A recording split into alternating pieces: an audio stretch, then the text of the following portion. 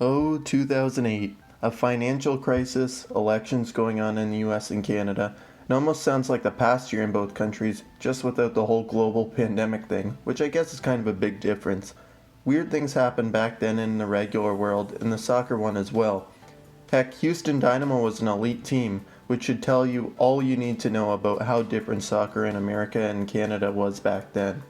Imagine a day where Houston Dynamo could compete for the Supporters' Shield. That's right, you can't imagine it.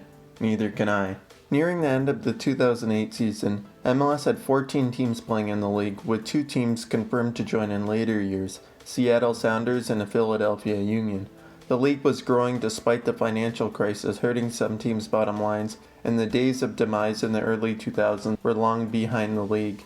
In the previous season, the league had expanded into Canada, with Toronto FC having an extremely strong showing in terms of attendance, having the second best attendance in the league. Things were on the upswing. With that considered, the league was looking to bring 2 new teams into the league, and there were many bids that packed MLS Commissioner Don Garber's headspace, including a few Canadian bids to bring another franchise north of the US border. The first 2 were Vancouver and Montreal, who would eventually make it into MLS, but there was one Canadian market that bid for MLS expansion and never eventually made it into MLS. Ottawa, Canada's national capital. On the back of Toronto FC's successful first season in MLS and the Men's U20 World Cup hosted in Canada in 2007, Senator Sports and Entertainment, or SSE for short, were considering launching a bid to buy into the growing league. MLS President Mark Abbott would meet with their owner Eugene Melnyk at the 2008 All-Star Game in Toronto and would eventually travel to Ottawa to meet with them once again along with the other SSE staff. Eventually, on September 16, 2008, SSE would announce their plans to build a 30,000-seat soccer stadium in Ottawa. It would be located in Canada West, adjacent to the Canadian Tire Centre, the home of NHL side Ottawa Senators. The stadium was planned to cost $110 million Canadian, where Melnyk wanted to pick up 1/3 of the cost, along with some of the money coming from the city, with the feds and provincial Ontario government chipping in the other 2/3 of funding. Melnyk tried to demonstrate his financial commitment to the project by saying he would pay for the $40 million expansion fee and was willing to spend over $50 million to bring a team to the capital. Expansion fees had quadrupled since Toronto had bought into the league back in 2005, so it appeared the league was becoming a better investment season by season. SSE, Don Garber, and Mark Abbott met with various levels of government in order to try to drum up money and support for their stadium proposal, meeting with then Federal Transport Minister John Baird, then Ontario Premier Dalton McGuinty, as well as Larry O'Brien, the Mayor of Ottawa at the time. This was before Canada had to take strong action to fight against the zombie apocalypse, so John Baird was willing to listen to Melnyk's ideas.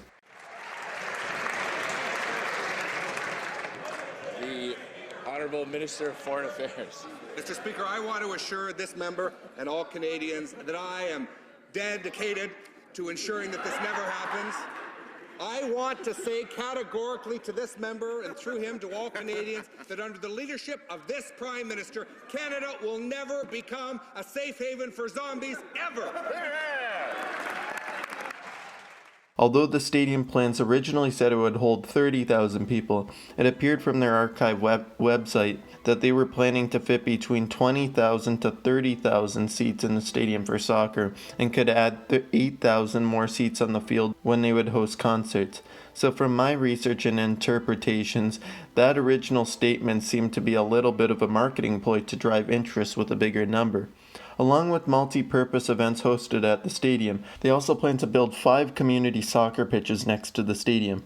It's kind of funny thinking about that because nowadays you just have to build about 18 condos and a whole financial district around the stadium in order to have even a shot at MLS expansion, but this was a different era in the league. Now, one of the biggest issues with this whole bid wasn't so much to do with the actual bid itself, it was more about a competing bid that sought out to solve one of the city's biggest issues of the day: fixing Lansdowne Park. Lansdowne was a place in downtown Ottawa that had been largely paved over in the 1990s and was in deep need of repair and revitalization after the city repeatedly posted large financial losses from the site. There was a previous bid to redevelop it which would convert much of the lands into residential development, but that was scrapped after much local opposition. So they launched another initiative to repair the site, where a bid named Lansdowne Live was spearheaded by OHL side Ottawa 67's owner Jeff Hunt. Their original plans would redevelop the decaying Frank Clair Stadium into a modern one, which was the main outdoor stadium in Ottawa at the time, and they were planning to use it predominantly for the incoming Ottawa CFL team that would become known as the Ottawa Red Blacks. They would also build amenities such as baseball fields, soccer pitches, a koi pond, a walk-through aquarium in Aberdeen Pavilion, and an outdoor amphitheater. Much of this plan was changed as time went on, but that was what it started with.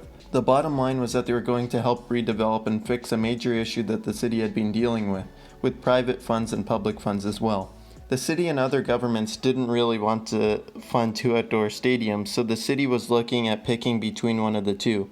After months had passed, public sentiment was strongly in support of the redevelopment of the Lansdowne site, as opposed to the West Canada Soccer Stadium, with an Ottawa citizen poll finding that 79% of those interviewed preferred the former as opposed to the latter. Some of the issues raised by the politicians with the West Canada site was the fact that if approved, they would still have to deal with the problems in Lansdowne, the transportation issues that could arise from having a Senators and an MLS game at the same time, and SSE's refusal to share their stadium with the planned CFL franchise. Keep in mind that the Lansdowne Live proposal was fine with having a future soccer team like from the NASL play with them in the future, so that was a one-up that they kind of did over the MLS proposal. While bringing an MLS team to the city would be great, the Lansdowne proposal checked many more boxes than the soccer stadium one did, at least for City Council. So on April 22, 2009, the City of Ottawa City Council voted 14-9 to choose the Lansdowne Live proposal over the SSE soccer stadium proposal, and negotiations commenced over a final plan. With Ottawa MLS's main issue being a lack of stadium, their expansion bid was already toast. Melnyk would respond with disappointment, stating, "I wish to express my profound disappointment that Council clearly doesn't share my stadium vision, nor see the opportunity within it. In life and in business, one encounters rare and infrequent carpe diem moments, opportunities to seize the day. Today was a carpe diem moment for Council. Not only did they choose not to seize the day, but they also chose not to seize the future. Progress is often guided by steady, positive change. We all want progress for Ottawa." Ultimately, MLS would choose Vancouver and Portland as their next MLS expansion franchises. And a few years later, they would choose Montreal as another expansion franchise, which would make 3 Canadian teams in Major League Soccer. Ottawa was a long shot candidate for this whole MLS expansion bid process, and they ended up not winning the bid, unfortunately for them. But I think it was fortunate for MLS because you look at the stadium location, and it was far away from the downtown of Ottawa. And given that Ottawa is a very spread out city, lots of suburbs, at least from my observations and the few times I've went there, I don't think that would have been good for the attendance of Ottawa. And why? Because there's a strong correlation with teams that are built in the city center, in the downtown core, with having higher attendances than the ones built in the suburbs. And I explored that in my last video. I even made a graph where I formed a line of best fit based on data from the 2019 MLS season in terms of average attendances.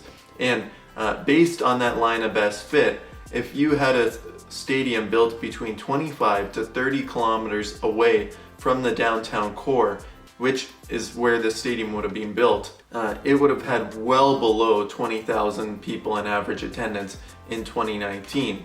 And I wouldn't call that a very feasible MLS franchise, at least compared to teams like Toronto, teams like Sporting Kansas City and all that, given that it's in a smaller market, and other teams as well. You also look at it with the Ottawa Senators. Eugene Melnyk still owns them. He's been trying to build a new stadium closer to the downtown to get higher attendances because Ottawa's near the bottom of the attendance rankings in the NHL at the moment. He hasn't been able to secure that as of yet, but think, this Ottawa MLS stadium would have been built right beside that stadium. Given that people aren't willing to go to the NHL games in Ottawa at the moment, what would that have said about what kind of average attendances Ottawa's Major League Soccer team would get in the future. The bottom line is that this MLS team probably would have gotten quite low attendances, and I don't think it would have been a good decision, especially too given that they're a smaller market than Vancouver, Montreal, and Toronto. I could have seen them getting like 12,000 fans per game, like Chicago Fire kind of numbers.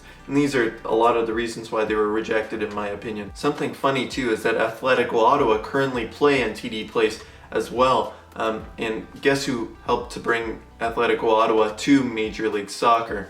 Well, Jeff Hunt did, and Jeff Hunt helped to stop the Major League Soccer bid for expansion by proposing this Lansdowne Live bid. So he ended up stopping an MLS team from coming to Ottawa, and then helped to bring a CanPL team where he was the strategic partner with Atletico Ottawa to help bring the first ever expansion club to the Canadian Premier League. So it's kind of funny how that works out.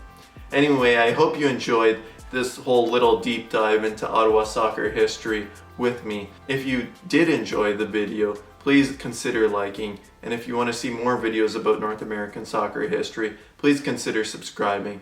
Thank you for watching, and until next time, see ya.